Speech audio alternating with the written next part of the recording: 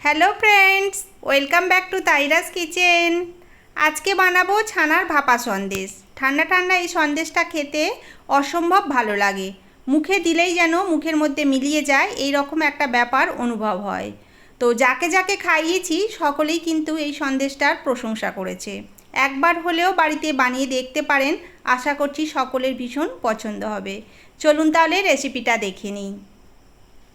রেসিপিটা বানানোর জন্য এখানে আমি 1 লিটার দুধ নিয়েছি। ছানাটা কাটিয়ে নেব প্রথমে। তো এখানে আমি জাল করে দুধটা ফুটিয়ে নিয়েছি। দুধটা ফুটে গেছে। তো ছানাটা কাটানোর জন্য এখানে আমি 2 চামচ ভিনেগার আর 2 চামচ জল একসঙ্গে মিশিয়ে রেখেছিলাম, সেটা দুবারে দেব। প্রথমে একটু দিয়ে নিলাম। আপনাদের কাছে ভিনেগার না থাকলে লেবুর রস দিয়েও আপনারা ছানাটা কাটিয়ে নিতে পারেন। তো যেটুকু মিশ্রণ ছিল সেটুকু আবার দিয়ে দিলাম।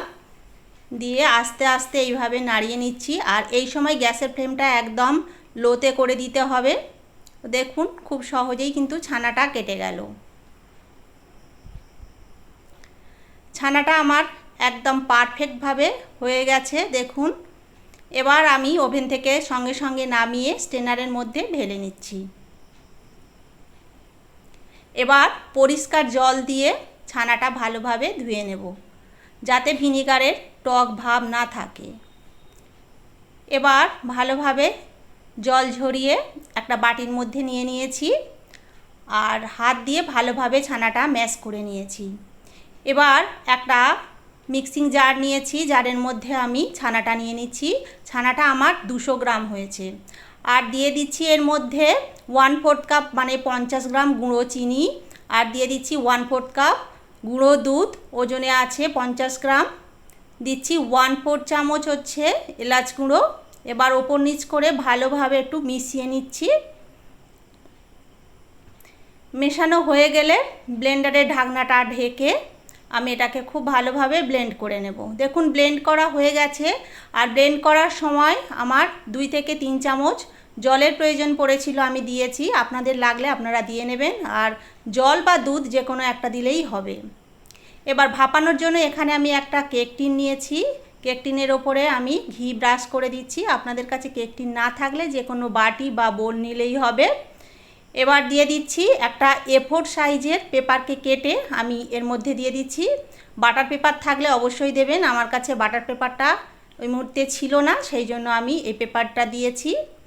এবার পেপারের ওপরেও ঘি ব্রাশ করে দিয়ে এবারে আমি ওই যে ছানার মিশ্রণটা ঢেলে দিচ্ছি।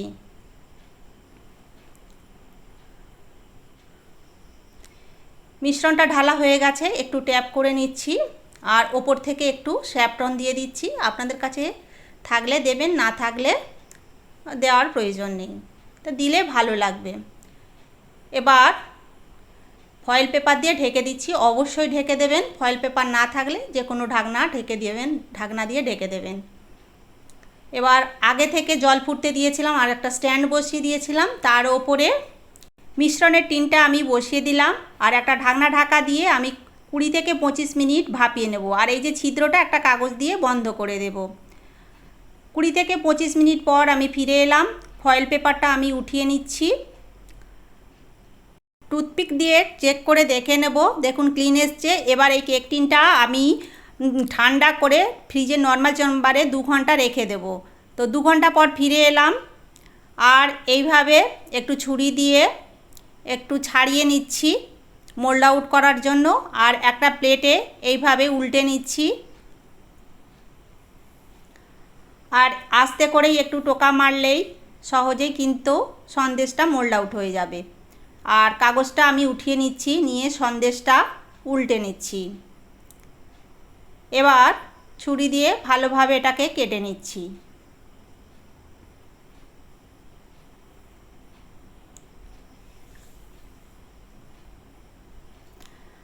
আমি আমার পছন্দ মতো সাইজে কাটছি। আপনারা একটু ছোট করেও কাটতে পারেন বা বড় করেও কাটতে পারেন।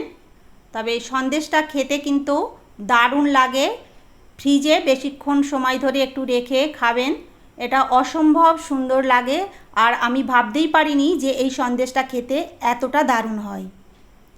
তো একটা সন্দেশ আপনাদেরকে উঠিয়ে দেখাচ্ছি, দেখুন কতটা পারফেক্ট হয়েছে।